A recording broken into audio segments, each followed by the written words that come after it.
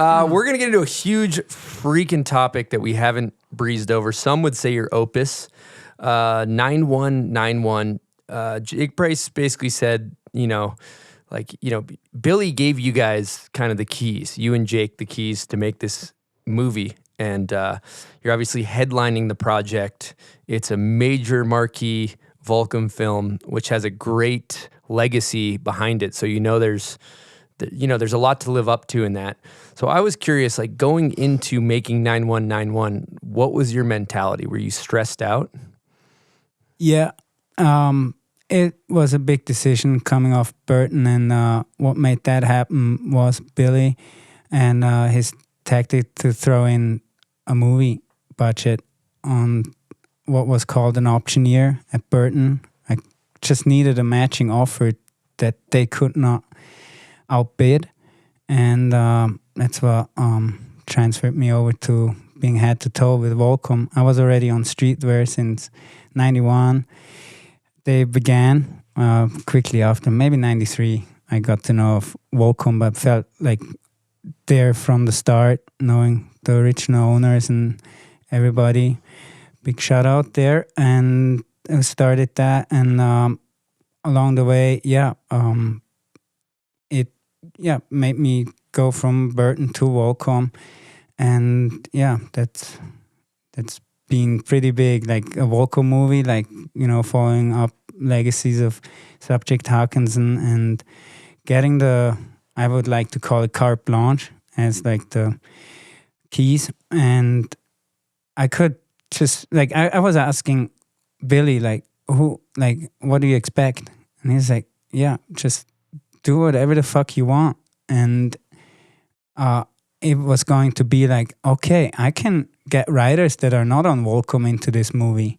So brought up Jake Blovell to AK first time, and still, ran tough with the Volcom crew, and getting Bjorn Linus in there on the Chile segment. We were hitting the cliffs Rippy did in old videos, and we were just out there and riding Volcano and seeing it glow at night, being fully active, and that was our final push we did, and handed off, like Jake Price handed off the whole memory storage of it and turned it into a movie, and we edited it in Hawaii at the Volcom house and at Pipeline. And Billy's family was there, my family was there, Jake Price. We were on the way there, stopped in New York, filmed the Maloof Cup with Chris Fanner, who's a skateboarder on Volcom, coming from the same town, and filmed him on some Super 8, and so we got like a skateboard interlude. So, combining what Volcom stood for and all the lifestyles. Except surfing maybe, but we were surfing the snow. But however, Opus is a good one. And also, what about the soundtrack? Is an interesting topic. Oh yeah, Bjorn composed the soundtrack, so it's all original score. And we just looked for tracks that would speak to us, and me always giving leeway to the editor and filmmaker was a strong input from Jake Price, and got Jamie Lynn into the studio, and he delivered tracks that emphasized on also the time and the brotherhood I felt from Billy and his brothers passing, Gifi, where I was there, and witnessing the whole thing, the loss, and that threw me for a spin, got me lost in the world for longing and home, because Gifi ultimately had a ticket in his hand to come to my home, but we never could conclude it, because I went home after his death happened and went on right away. My mom understood, my parents understood, had to do it, went straight across over to Mammoth again, was there, and Brian Gucci was so good talking to after he had experienced the same loss with Tristan in Wyoming in an avalanche, and so that helped me a lot. And we became family in the more so the word fact. Yeah, Billy is like godfather of my oldest son, and Blado is of the youngest. So definitely, snowboarding became this extension to it, and what we give for it. And yeah, 9191 just definitely is an opus in that sense. Roster. Who else did we bring in? I mean, there's so many crazy. It happened in 1 year. Made that video in 1 year, and like I said, I'm looking up to Bjorn all my life, and we get to spend just us two the time in Chile meant a lot, and so definitely opened up, for Jake Blowell. I think that was memorable because we've done some early missions to AK, like even February, which were mind-blowing from the light standpoint. And with Jake Blowell, we would pop off some rodeos and things like that. And yeah, it was a really good time. I cannot, do you have any question I could highlight on? There's so much. I'm sure Bjorn, he was there, so I have some, but Bjorn, why don't you tee off? I mean, I just think highlight-wise, it seemed to me like you guys were going so hard filming like across Canada and your hometown, back home and across Europe. And, when you brought up Subject Hawkinson, that film really like kind of followed Terry around the globe for the year. And it felt very similar to that, where like you and Jake were joined at the hip. And to me, you were putting down, some of your best snowboarding, like kind of a culmination, if you will, like the front 1080s, the back double corks, like, and I don't know if that was Switchback Rodeo 7 tail grab. Switchback Rodeo 7 tail, like, I mean, and flowing in AK and all that stuff. Like, man, I was just impressed with the overall delivery, right? Like the amount of high level snowboarding in that movie, because nowadays you look at pros and they'll film a video part, and it's like 3 minutes long or something if you're lucky, like, and stretch it out to like a double song is like huge, right? Like that's like, oh, I just filmed the greatest part of my life. But you had 25-minute video that was mainly you. That was like pretty great. Dave Lombardo from Slayer delivering a drum set, like watching my AK footage on his drum set. I'm playing the whole helicopter drums. Yeah, I definitely would say that it wasn't just me, but to reach that level of, always hear other references of like, oh, Subject Hawkinson is my favorite movie. So it did mean a lot and depicted one writer. I don't see myself being that full story of talent and everything. I just draw the inspiration from snowboarding, and it, definitely took some sort of an army, but everybody who was just there on the place, there was nothing forced. It was like spontaneous in a way as well, like dropping, ice rhymed steep walls, like doing like rock rides, like all the boxes had to be ticked, that I had inspiration from. Yeah, the thing I'd like to kind of highlight too, like you're saying, getting that much footage in 1 year is incredible. And if you think about having that much pressure of this giant budget, and Volcom's like, we're giving you everything, you're the guy, make the best video. And Jake was saying that you just went out casually and just got clips every day, and you didn't buckle under the pressure, like you were having fun.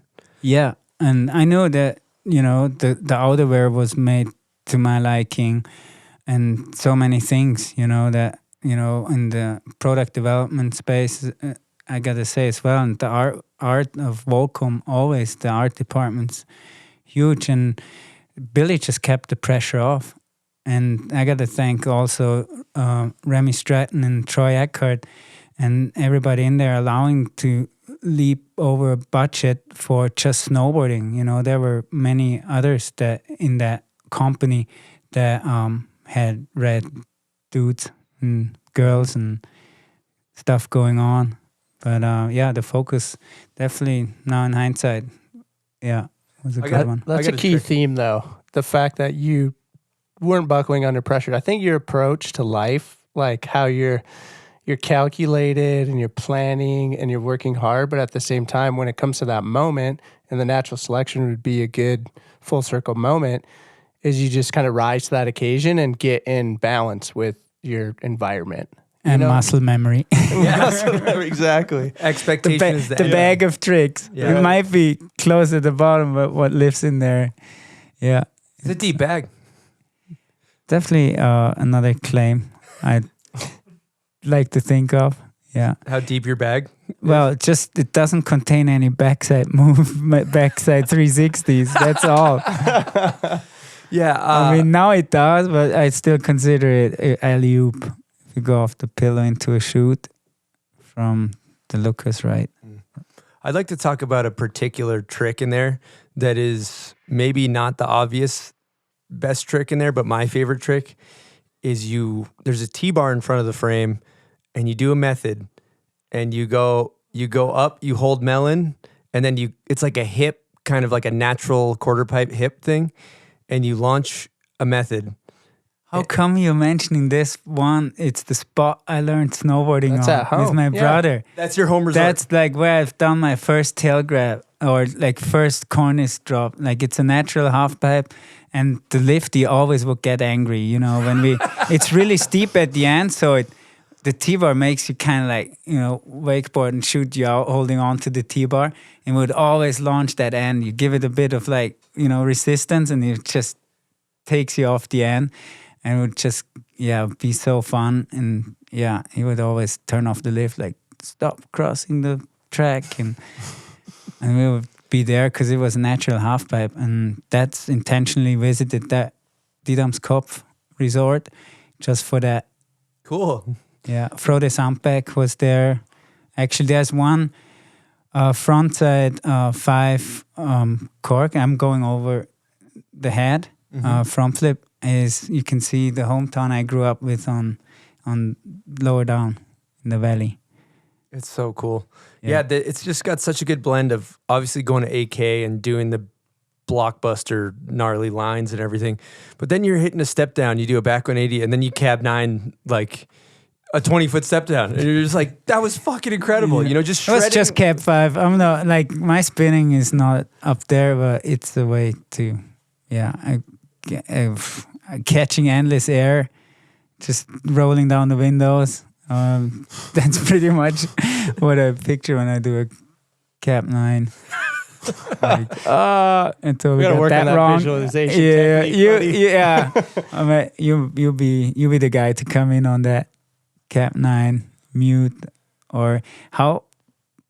Bjorn, I was such a fan of your backside 5 with the method tweak upside down. I think you did it in that raglan shirt and a pullover sweater from Volcom. You remember? I think it was X Games. Yeah. You pulled that out, and then you had one shot on your yellow forum board, which was in Sultan, where you came up with Peter Line and to do the summer camp, Killer Camp, it was called. And I was always there in summer with my sister, so we'd spend time on the glacier, like maximize time off school to go snowboarding and be at summer camps. Yeah, the heydays. And I've always been a big fan. It's just become really tough for me to now bring it back down on my feet. I don't know, like going off the toes into a backside. I always called it Misty Flip, but I think there's a debate out there about that. But anyway, a Misty Flip with the backside grab with sort of tweak, not like melon or flawless, but with a tweak. You're the first one to really do that, which became a staple for the Swiss prodigies, Freddy and Nico. And I would call it the Swiss Army knife. It's this front flip you only do a 180 with, but it counts as a 5. And if you incorporate that into a cap takeoff, their cap 9s became real easy and could stomp it anywhere. And I just always was the squared up, Peter Line influenced hillside satanic, as Mikey LeBlanc always put it. I just couldn't get it off the toes, except maybe on the chicane or whatever. But yeah, I even go flat base on that one. Yeah. That's funny how Tough you Todio. have a block about going that way, and then I kind of have, I could count the amount of back rodeos, 5s and 7s I've ever done. Because I kind of have a block about going over that looking way. at So it's 1 o'clock. Yeah, Mikey LeBlanc taught me that one. 1 o'clock? Yeah, Yeah. just off the takeoff, 1 o'clock. All right. For a guy who can't chicane, what's the key? What's the ticket?